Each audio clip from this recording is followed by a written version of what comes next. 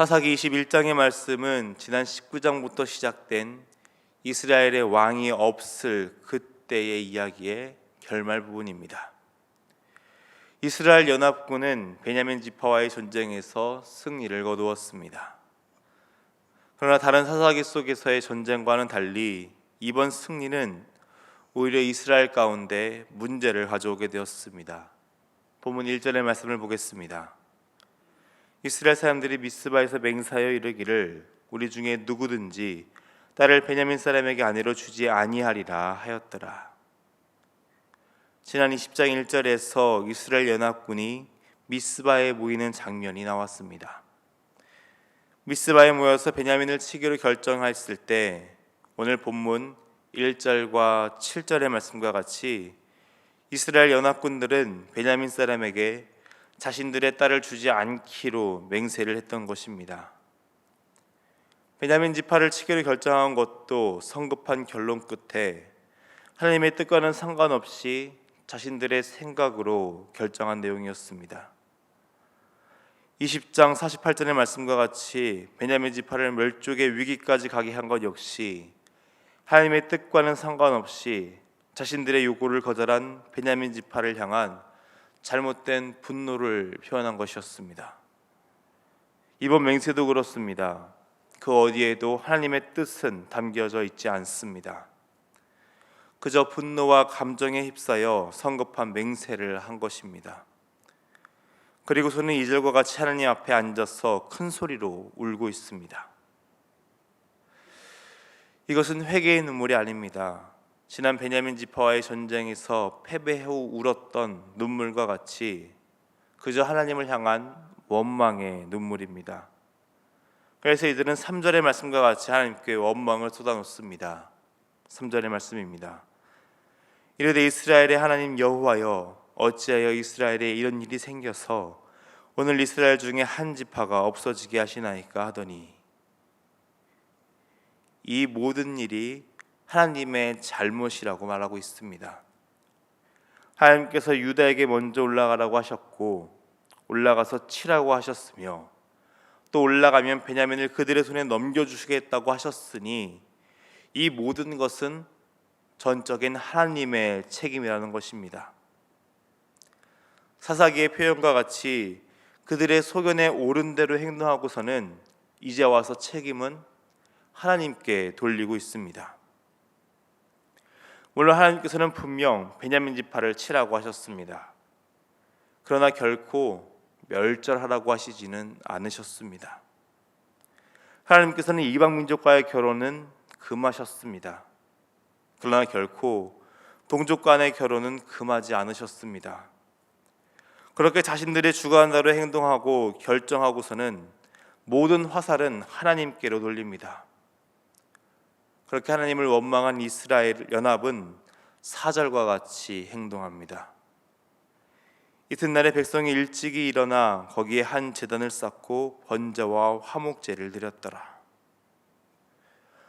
원망의 눈물을 흘린 다음 하나님께 제단을 쌓고 번제와 화목제를 드립니다. 이 두 제사가 가지고 있는 의미가 있습니다. 번제는 속죄와 순종을 상징하는 제사입니다. 그리고 화목제는 화목과 친교를 상징하는 제사입니다. 그러니까 이 두 제사를 달리 표현하자면 하나님과 어그러졌던 관계에 대해 회개하며 다시 하나님의 뜻에 순종으로 나아가 하나님과 친밀한 관계로 나아가겠다는 결단의 모습이 이 두 제사입니다. 그런데 지금 이스라엘 연합에게는 그런 모습은 없습니다. 회개치 않죠. 하나님과 화목하려고 하지 않습니다. 이들이 제단을 쌓고 제사를 드린 이유는 지금 이 문제에 대한 답을 하나님께서 빨리 내놓으시라는 시위 같은 행동입니다. 그런 이스라엘의 행동 앞에 하나님께서는 침묵하십니다. 아무런 답이 없자 이들은 또다시 이전과 같은 행동을 합니다. 자신들의 소견에 옳은 대로 행동하는 것이죠. 5절을 보면 이들이 다시 어리석게 하는 그 행동의 모습에 배경이 설명되고 있습니다. 5절의 말씀입니다. 이스라엘 자손이 이르되 이스라엘 온 지파 중에 총회와 함께하여 여호와 앞에 올라오지 아니한 자가 누구냐 하니 이는 그들이 크게 맹세하기를 미스바에 와서 여호와 앞에 이르지 아니하는 자는 반드시 죽일 것이라 하였습니다. 미스바에 모였을 당시 이스라엘 연합들은 감정에 휩싸여 여러 가지 실수를 했습니다. 그 실수 중 하나가 5절의 맹세입니다. 또 다른 어리석고 성급한 맹세였죠. 이들은 무엇이라고 맹세했습니까? 자신들의 이 분노에 함께 참여하지 않은 자들을 반드시 죽일 것이라고 맹세합니다. 물론 기브아 사람들의 악행은 잘못입니다. 그런 잘못을 공동체 가운데 없애기 위해서 모이는 것, 의로운 행동이죠. 그렇고 또한 모이지 않는 것은 그 악행에 동조하거나 관심이 없다는 것을 보여주는 행동입니다. 그러니 의로운 행동을 하는 자신들에게 동참하지 않은 그 악에 대해서 반드시 죽이자고 맹세했던 것입니다.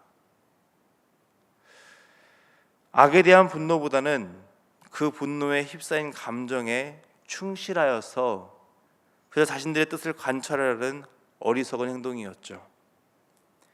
그런데 이들은 이 어리석음을 이렇게 포장합니다. 여호와 앞에 이르지 아니한 자. 마치 자신들의 뜻이 하나님을 대신한다고 생각한 것입니다. 그러니 그 자리에 나오지 않는 것은 죄였죠. 자신들이 하나님이 되어서 자신들의 뜻에 동참하지 않은 것이었기 때문입니다. 하나님께 제사를 드린 이후 이스라엘은 다시 형제를 죽일 계획을 세웁니다. 앞선 오전에 맹세를 빌미 삼아 문제를 문제로 해결하라고 합니다. 그렇게 확인해 보니 8절의 말씀과 같이 야베스 길앗 사람들은 한 사람도 총회에 참여하지 않은 것을 발견합니다. 백성을 계수해 보니 야베스 길앗 사람들이 없었던 것입니다. 이들이 왜 총회에 참여하지 않았는지 그 이유는 나오지 않고 있습니다. 아니, 나올 겨를도 없이 이스라엘 연합은 옳다구나 하며 군대를 조직해 야베스 길앗 사람들을 치러 갑니다. 지난 기브아 사건 때는 그래도 베냐민 지파를 향해 묻기라도 했습니다. 그런데 이번에는 그저 칼날로 쳐서 진멸할 따름입니다. 오늘 보면 6절의 말씀을 보면 이런 모습은 도저히 이해할 수 없는 모습입니다. 이스라엘 자손이 그들의 형제 베냐민을 위하여 뉘우쳐 이르되 오늘 이스라엘 중에 한 지파가 끊어졌도다. 그들의 형제 베냐민을 위하여 뉘우쳤다고 말합니다. 뉘우쳤다면 더욱 형제 사랑을 실천해야 할 것입니다. 그런데 이들은 형제 사랑이 아닌 형제 멸절을 택합니다. 이들의 뉘우침은 회개가 아닌 그저 안타까운 그냥 인간적인 마음을 표현한 것입니다. 형제 베냐민 지파가 후손을 보지 못하고 끊어지게 되는 것에 따른 그냥 안타까운 마음, 그 마음이 전부였던 것이죠.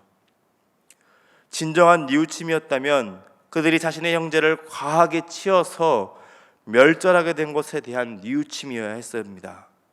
그러나 이들은 그저 자신들의 딸을 주지 못하여 끊어지게 된 것에 대한 안타까운 마음 표현하고 있는 것이죠. 이렇게 문제를 해결하기 위해 온 힘을 다했습니다. 그런데 결과는 좋지 못합니다. 그 어떤 이야기도 듣지 않고 그저 멸절을 택했습니다. 그러나 12절을 보면 야베스 길앗 주민 중에서 젊은 처녀 400명을 얻었다고 기록하고 있습니다.